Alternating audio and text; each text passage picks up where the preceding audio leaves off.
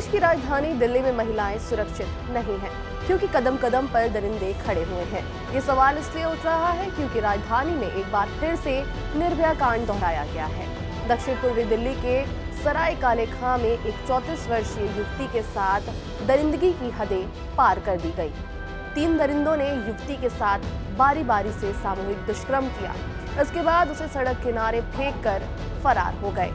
बताया गया है कि गंभीर हालत में सड़क पर पड़ी युवती को एक ऑटो चालक ने भी राजघाट के पास ले जाकर दुष्कर्म किया।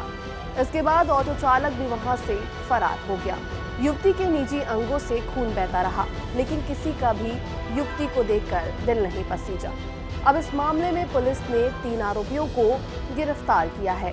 ये घटना 11 अक्टूबर की रात की है। आइए आपको आगे बताते हैं कि इस घटना में शुरू से आखिर तक क्या क्या हुआ।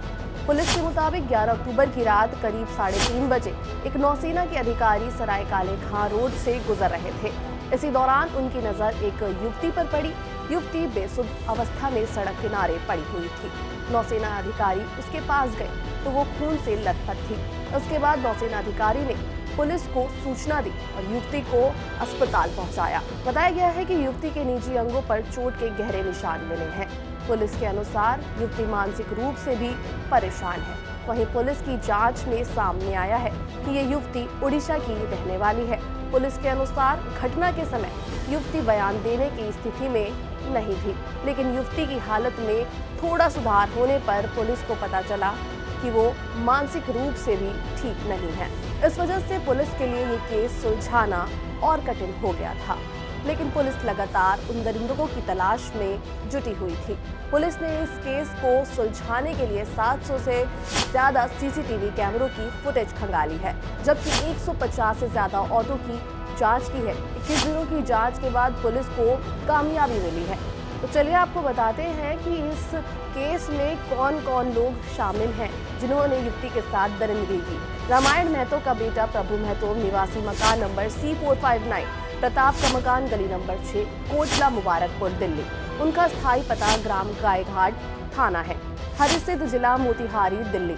28 वर्षीय प्रभु प्रवीण सैनी ऑटो चालक DL1RAA 9327 के रूप में कार्यरत है। वो 2 महीने पहले आजीविका की तलाश में दिल्ली आया था और उसके 7 बच्चे हैं। आरोपी प्रभु छठ पूजा की पूर्व संध्या पर दिल्ली छोड़कर बिहार जाने की योजना बना रहा था।